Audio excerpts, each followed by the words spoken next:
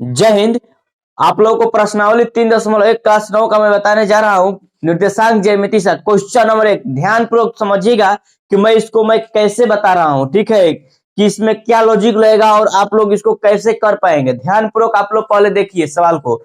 तो पहले तो सवाल दिया है कि एक अन्य व्यक्ति को आप अध्ययन मेज पर रखे टेबल लैंप की स्थिति किस तरह बताएंगे। मतलब टेबल लैंप की स्थिति को आपको बताना है। समझ में आ रहा है ना। जब टेबल लैंप की स्थिति आप किस प्रकार बताएंगे। मान लीजिए कोई व्यक्ति बैठा है, मान लीजिए कि यहाँ आप लैंप रख दिए हैं, तो इसका स्थिति आप कैसे बताएंगे। या कहीं भी आप लैंप रख के उसका स्थिति कैसे आप बता सकते हैं, अपने भाषा में बता सकते हैं कि इसकी स्थिति कैसे बताएंगे। समझ रहे हो ना बात। तो मान लो कि इसका स्थिति बताना है तो आप लोग ऐसे लिख सकते हो कि लैंप को कोई बिंदु मान लो। जैसे मान लो इस पर लैंप का कोई एक बिंदु मान लो। ठीक है, कहीं भी आप क्या मान लो, बिंदु मान लो। उसके बाद दिया है इसमें कि और मेज को समतल। तो मेज तो समतल ही होता है ना, मेज समतल होता है, प्लेन होता है मेज। उसके बाद मेज का कोई भी दो लंबकोर लीजिए। दो लंबकोर का मतलब कहीं मान लीजिए यहाँ पर लैंप है तो इसका एक लंबकोर इधर आएगा और एक लंबकोर इधर खिंचाएगा। बात समझ में आ रहा है ना। उसके आगे इसमें लिखा है कि बड़ी कोर को लैंप की दूरी माप लीजिए और मान लीजिए कि यह 10 सेंटीमीटर है। मान लीजिए कि यह कितना है, सॉरी यह कितना है, इसको मान लो 20 और इसको मान लो 10। मान लो 20 अपने से मानना है कि 20 मान लो, 30 मान लो, 50 मान लो, कुछ भी मान लो आप। ठीक ना। और छोटे लंब को क्या मान लोगे, मान लो 10 है। क्या मानना है, मान लो 10 है। अब छोटे कोर के दूरी मान लीजिए। उसके बाद जिस क्रम में आप लैंप रखे हो उसकी स्थिति को आप ऐसे तो लिख सकते हो ना। एक बार 20, 10 लिख सकते हो या आप 10, 20 दो ही तो स्थिति बना सकते हो ना। कभी एक्स कभी वाई कभी वाई कभी एक्स, यही तो दो स्थिति आपके पास बन रही है ना। तो लैंप की स्थिति आप इस तरह दर्शा सकते हैं। ठीक है, अब नेक्स्ट क्वेश्चन देखिए आप लोग कि नेक्स्ट क्वेश्चन कैसे करें। नेक्स्ट क्वेश्चन 2 नंबर, आप ध्यान पूर्वक देखिएगा कि नेक्स्ट क्वेश्चन में 2 नंबर कैसे बता रहा हूं। ठीक है ना। और मैं इस सवाल करने से पहले आप लोगों को मैं एक बात बता देना चाहता हूं कि अगर आप अपने लाइफ में अपने खुद को आप कष्ट दोगे पढ़ाई में तो आप अधिक उज्जवल बनोगे। ठीक है, तो आप लोग इतना कष्टदायक दो अपने पढ़ाई के ऊपर, इतना कष्ट करो, इतना मतलब करो ना कि गांव वाले और जो शहर वाले कोई भी हो, आसपास के मोहल्ले वाले समझें कि आप हो ही नहीं इस धरती पे। और नहीं जब रहोगे, गांव वाले नहीं समझेंगे और अचानक तुम इतना मेहनत करोगे पढ़ाई पर, एक दिन आप खुद उज्जवल बनकर निकलोगे और प्रकाशमान करोगे। ठीक है, तो देखिए अब नेक्स्ट क्वेश्चन मैं बता रहा हूं। यहाँ पर दिया है कि एक नगर में दो मुख्य सड़कें हैं। एक नगर में दो मुख्य सड़कें हैं। तो मतलब एक नगर में दो मुख्य सड़क हैं आपके पास जो नगर को केंद्र पर मिलाती है। यानी कि मान लो एक सड़क यहां से जा रही है और एक सड़क यहां से जा रही है और दोनों एक केंद्र पर मिला रही है। तो मतलब हम इसको बोल सकते हैं एक्स ओ एक्स डैश और इसको वाई ओ वाई डैश कर सकते हैं।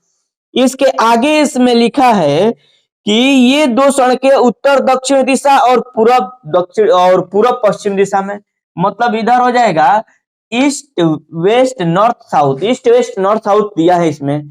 ठीक है, तो उससे मतलब नहीं, हम एक्स ओ एक्स डैश मान लिए, वाई ओ वाई डैश मान लिए। फिर यहां इसमें दिया है कि नगर की अन्य सड़कें इन मुख्य सड़कें के समांतर परस्पर 200 मीटर पर दूरी है। इसके समांतर अन्य और सड़कें जा रही हैं जो 200 मीटर की दूरी पर हैं। ठीक है ना।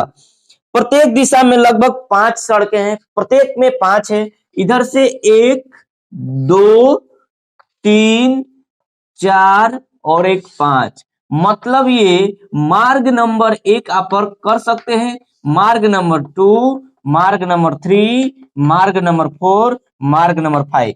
इस दिशा में 5 मार्गे निकल रही हैं। M1 M2 M3 M4 M5 5 मार्गे हैं जो इन दोनों के बीच का अंतर 200 मीटर सभी के हैं।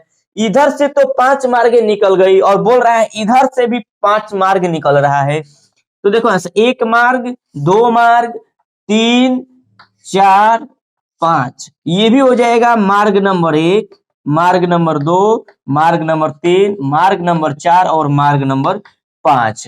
तो ये भी मार्ग नंबर 5 हो गया। तो ये बोला है कि 200 मीटर लेकर अपने नोटबुक को एक मॉडल बनाइए और सड़क को एकल रेखाओं द्वारा निरूपित कीजिए और अपने मॉडल में एक दूसरे स्ट्रीट पर काटते हुए अनेक क्रॉस स्ट्रीट चौराहे हो सकती हैं। एक विशेष क्रॉस स्ट्रीट 2 सड़कें से बनी है जिसमें एक उत्तर दक्षिण दिशा में जाती है और एक पूर्व पश्चिम दिशा में। प्रत्येक क्रॉस स्ट्रीट का निर्देशन इस प्रकार किया जाता है और एक क्रॉसिंग पर मिलती है तब इन्हें क्रॉस 2,5 कहेंगे। इसी परंपरा से यह ज्ञात कीजिए कि कितनी क्रॉस स्ट्रीटें 4,3 पर माना जा सकता है और कितनी क्रॉस स्ट्रीट 3,4 पर। मतलब 4,3 पर कितने मानेंगे? 4,3 पर मतलब x पर 4 हो और y पर 3 हो। तो बताइए इसमें x पर 4 कहां पर है? x पर 4 ये देखिए इसमें x पर 4 कहां है बताइए तो। एक 4 यहाँ है, x में 4 तो यहाँ पर है इस वाले में और y पर 3 होना चाहिए। ये y पर ये वाला y है, ये वाला y पद है ना, ये वाला y है मतलब y पर 4 सॉरी y पर यहाँ पर 3 है और x पर 4। तो बताइए ये वाला 3 और इधर वाला 4 ये वाला है 3,4। देखे इधर से 4 पर यानी कि x में 4 और इधर से y पर y में 3 तो मतलब 4,3 ये एक हो जाएगा। इसका निर्देशांक करेंगे 4,3। इसी तरह 3,4 बताएंगे कि 3,4 का निर्देशांक कहाँ होगा तो 3 x पर होना चाहिए। तो बताइए कि x पर 3 कहाँ है? इसमें 3 यहाँ है और 4 कहाँ है इसमें बताइए तो। 4 यहाँ पर है ना तो यहाँ पर हो जाएगा x में 3 ये सारा 3 का आएगा ठीक है और इधर से सारा 4 का आएगा तो इसलिए हो जाएगा 3,4। इसका किसी भी बिंदु का आप निर्देशांक इस तरह आप निकाल सकते हैं। इस तरह अध्याय 3.1 कंप्लीट हो गया। अब नेक्स्ट अभ्यास देखिए।